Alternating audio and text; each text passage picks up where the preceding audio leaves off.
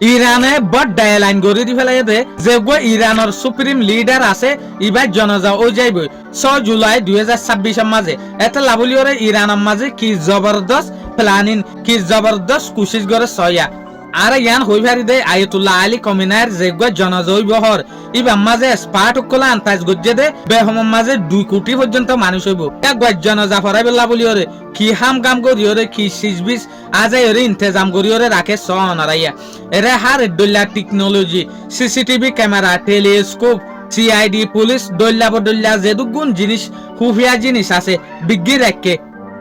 কিয়া অনারার হইফান ইয়াক জনজইব দে 6 জুলাই 2026 মাঝে ফাইস্টিক জনজা ফরাইব দে ইরানের মাঝে তারপর দিন 7 জুলাই 2026 মাঝে ইরাকের মাঝে ফরাইবই ইরাকের মাঝে ফরানোর পরে তো তারপর ইয়াক গরে দফন করিব দিয়া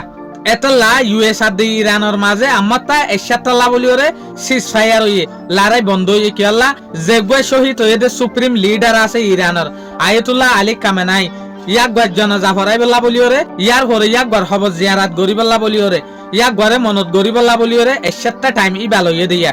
অনরা ইয়ানো হই ফেরো দে ইয়াক গর জনজার মাঝে হার দেশত তো উগান হইলে উগা লিডাররে দাওয়াত দিয়ে যেন নাকি রাশিয়ার প্রেসিডেন্টরে দাওয়াত দিয়ে রাশিয়ার প্রেসিডেন্ট দোয়া দিয়ে আছে হিসাবে